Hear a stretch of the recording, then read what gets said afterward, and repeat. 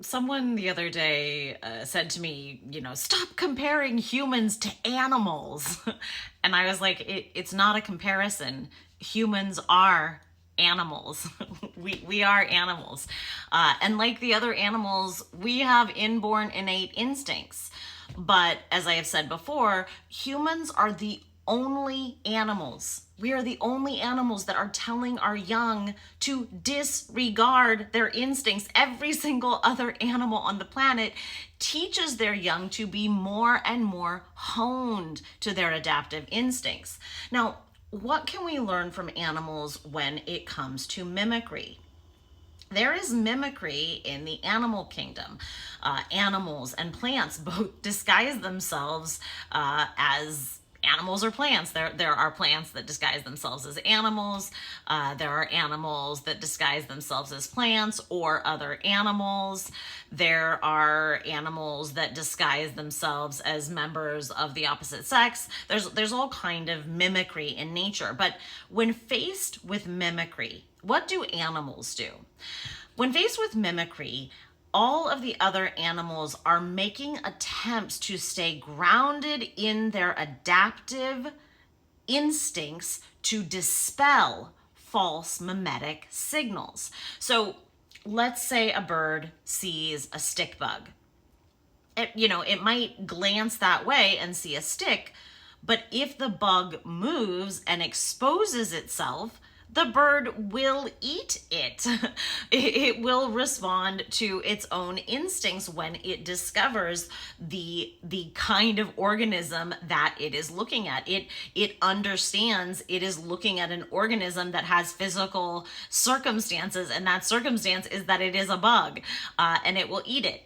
It does not placate the stick bug and say, oh, you are trying to appear as a bug, so I am just going to let you be and not regard you as a meal.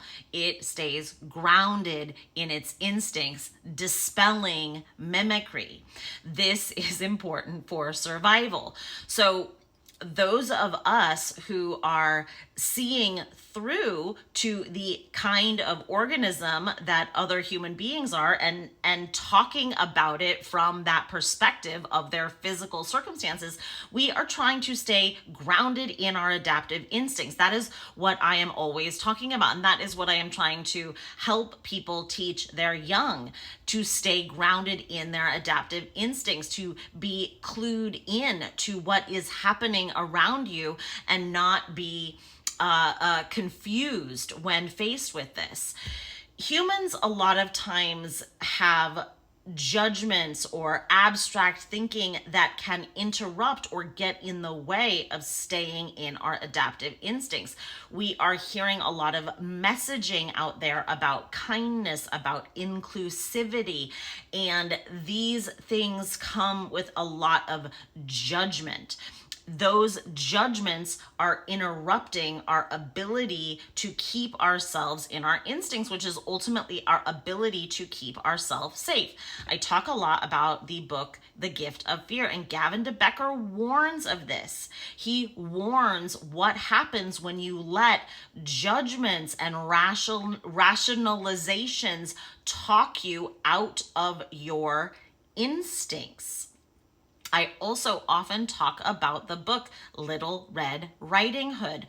The problem in that book is not that she didn't see what was in front of her. The problem is that she allowed herself to be manipulated out of what she saw. She saw the big eyes, she saw the big ears, she saw the big teeth, but she allowed the wolf to charm her and rationalize her out of trusting her instincts. That is the warning. Do not let anyone talk you out of listening to your own instincts and referring to your own direct sense perceptions.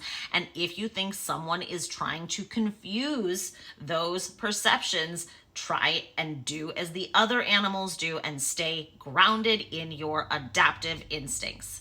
All right, I'm going to keep talking about this. If you want to hear more about my work, please check out my Substack, www.theknownheretic.com. If you have any questions or other videos that you want me to put up, please leave a comment. Thank you so much. Bye.